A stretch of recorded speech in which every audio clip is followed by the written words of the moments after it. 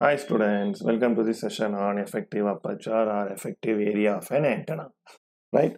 So the symbol for effective aperture is AE. A is aperture, E is effective, right? So we define the terms in the title, then we go and do this topic, right? First we must know what is aperture.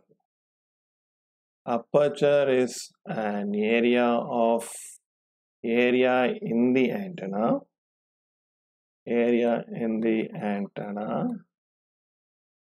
which is uh,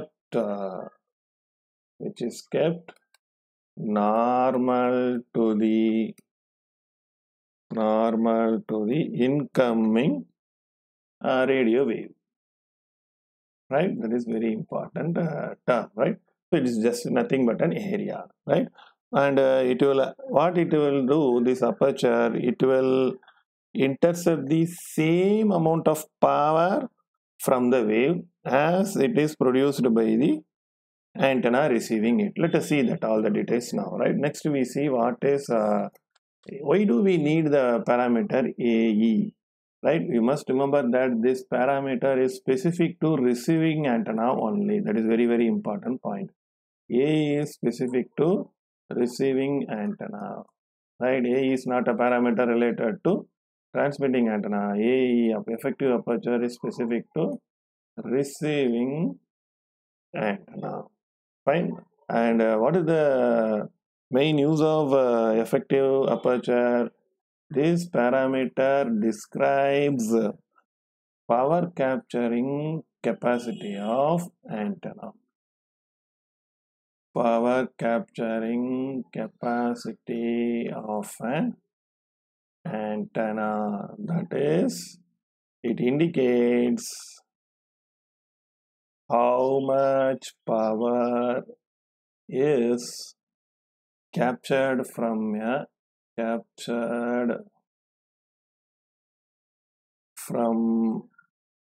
a given plane wave that is incident on the antenna. That is incident on the antenna, right? That's what the need for effective aperture, right?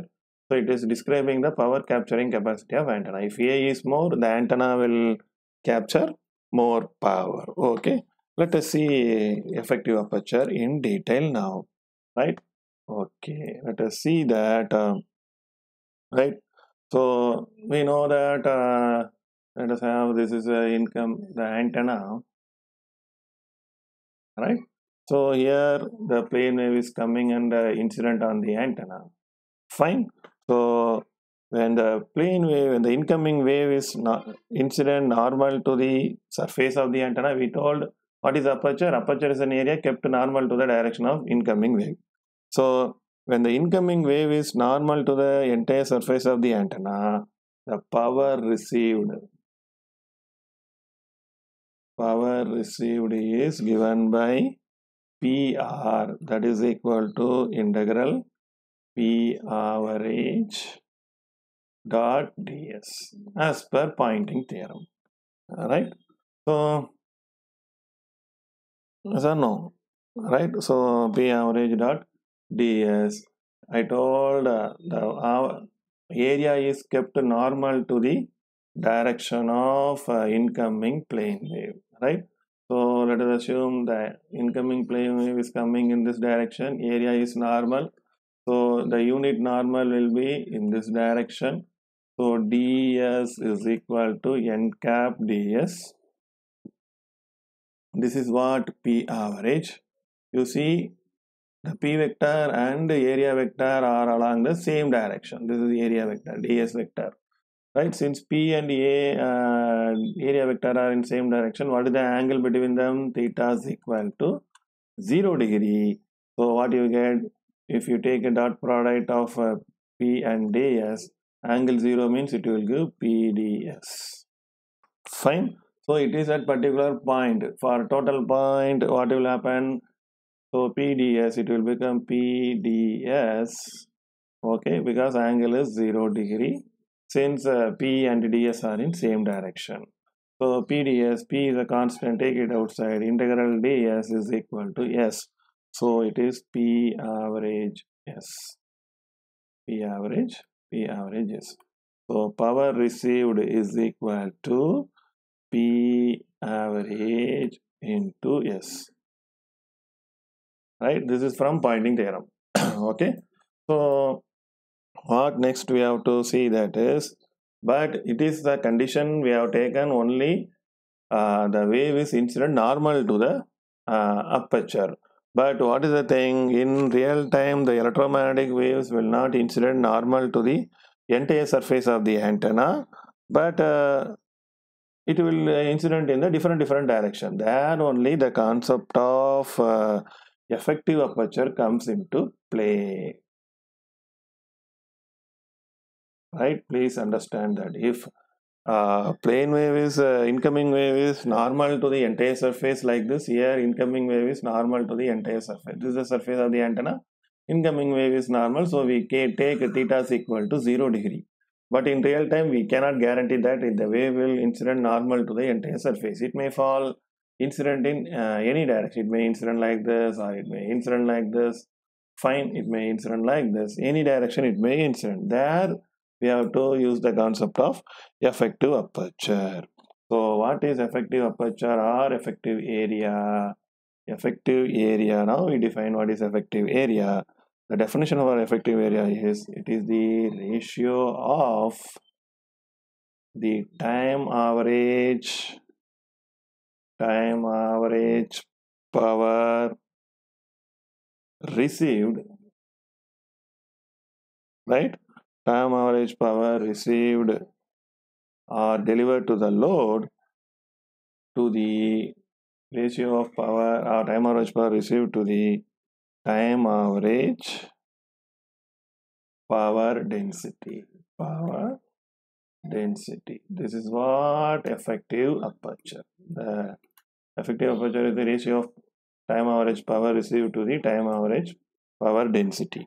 So in mathematical form, A is equal to power received by power density, time average power density. We have found time average power density here, right? So PEA is equal to PR by P average. This is very important formula. This is the definition for effective aperture, ratio of time average power received to the time average power density, right? So we know what is power received. Simply it is a power is what? Power density means power by area. So what is that? It will become area. That's what we have in the left hand side. So definition matches, right? So if you forget the definition, you can find the definition from this unit. Okay, so effective aperture is area only, that we know. So it is a ratio of time average power received to the time average power density, right? So from this you see what it is indicating, that so it is a measure of ability of the antenna to extract energy from the passing EM wave. You see, time average power density means how much power is far incident on the particular area. This is telling that how much power is received. So it is a ratio of how much power is extracted from the power incident on the antenna. That's what effective aperture. So effective aperture is not a real area, it is imaginary area. Simply it is telling that power capturing capacity, the ratio of how much power is received out of the how much power is incident, right? So it's like suppose we earn 100 rupees, out of that how much we have used properly? 80, like that, right? 80%. So our efficiency of money management is 80%. The same logic is applied here. This much of power is incident on the EM wave as a power that is incident on the antenna. After that, this is received, right? So the same concept we can use. Now we derive effective aperture of HCN dipole antenna, which is acting as a receiving antenna. So AE of HCN dipole antenna, right? So effective aperture is a character of receiving antenna. So we consider the dipole antenna is used as a, HCN dipole antenna is used as a receiving antenna, right? So the Thevenin equivalent of receiving antenna is given here. So Thevenin equivalent is, we know Thevenin has an open circuit voltage connected with Thevenin's resistance or impedance Zin. Okay, and you see load impedance ZL, right? These are all complex impedance, right? Okay, so this is open circuit impedance, fine. So where Zin is equal to R radiation distance plus Jxn. Okay, similarly load impedance ZL is equal to RL plus JXL, right? This is the load impedance of the antenna. Okay, so this is load impedance which may be acting as the input impedance to the antenna, right? You see, this is our antenna. Here it is ZL, means for this it may be, for this transmission line it may act as a input impedance, right? So for antenna it is a load impedance, for transmission line it may be a input impedance. So we know that as per maximum power transfer theorem, if you are having a complex input impedance and a load impedance, maximum power is transferred only when ZL is equal to Zin star, right? Conjugate, that we know from maximum power transfer theorem. This implies XL must be equal to minus Xn, right? ZL is equal to Zin star means these must be complex conjugate. So plus XL must be equal to minus Xn. That is the only condition. Okay. Now the time average power delivered to the load. That's what we have to find. The time average power delivered to the matched load. We understand that it is maximum power transfer theorem. That means the circuit is matched load. Okay, is given by power received is equal to, we know maximum power received is given by, as per the maximum power transfer theorem, 1 by 2 VOC squared divided by 2 R radiation squared into R radiant. This is nothing but I squared into R. That is simply, it is half I squared into R radiation. I is equal to V by 2R, right? So I squared is equal to V squared, sorry, it is V only, V by 2R, right? That and all we know from our maximum power transfer theorem formula, right? Just you understand maximum power transfer theorem, right? So this indicates it is equal, if you simplify that, VOC squared 1 by 4 radiation into 2, 8 radiation squared, R radiation cancel, so it will be 8R radiant, right? That's what your power received, PR. Okay, so for HCN dipole antenna, we know what is R radiation. Radiation resistance R radiation is equal to 80 pi squared into dl by lambda whole squared, and we know open circuit voltage V is given by, V is equal to E into dl. That and all we learn from our circuit theory. E is electric field strength, right? So what is PR? Substitute that value, VOC is equal to EDL, fine. E squared dl squared, 8 radiation, 8 into 80 pi square dl squared by lambda square. If you simplify, what you get is E squared lambda by square divided by 640 pi. Okay, and we know that this is what PR, average power density, is given by, we know it is a formula from Poynting theorem. As per Poynting theorem, P average is equal to E squared by 2 eta So eta is equal to 120 pi we know. So E squared is equal to 240 pi. Now what is my AE? AE is given by PR by P average. PR is this value, P average is this value. If you simplify, what you get is 1.5 into lambda squared by 4 pi. We know for Hertzian dipole antenna,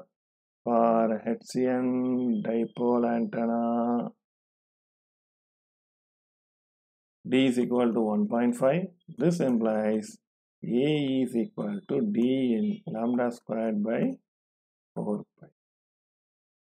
Okay, this is what effective aperture for Hertzian dipole antenna, right? And for any antenna, right, here D is equal to 1.5 for a dipole, Hertzian dipole antenna. For any antenna, what is effective aperture equation? For any antenna, AE is given by lambda squared by 4 pi G gain GD theta as a function of theta and pi. It is for any antenna. This is for Hertzian dipole antenna effective aperture equation, right? So this is very important thing we must know. Fine. So moreover, we must understand that this parameter is specific to receiving antenna only.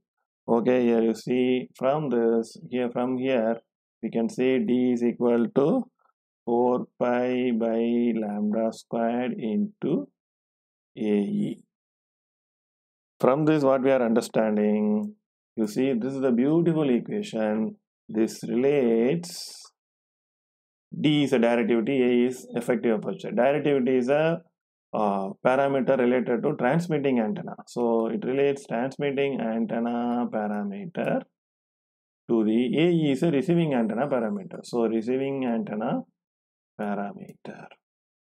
That's a beautiful equation. The only equation which relates transmitting antenna parameter to receiving antenna parameter. If our antenna is directional, if antenna is directional means what will happen? The beam will be narrow. Yes or no? The radiation beam will be narrow beam. Narrow beam means directivity is very high. Directivity high means effective aperture will be very high. Alright. So these are all the things we must know. So what it indicates from this diagram itself, we understand directivity is directly proportional to effective aperture. Higher the directivity of antenna, so higher the effective aperture. So if you take our mobile phone antenna, right, it is not highly directional, right, it's omnidirectional, so effective aperture is less.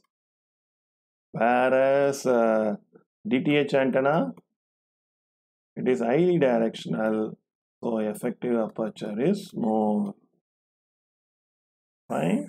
Okay. Why DTH antenna is highly directional? Because it has to be in particular direction to receive the signal from the satellite antenna. So it is bothering about particular direction. So directivity is more, so effective aperture is more. Mobile phone must receive from any direction, so it is not highly directional. So effective aperture is less. I hope you understand this concept. If you have any doubt, please ask me in the comment section. Thank you.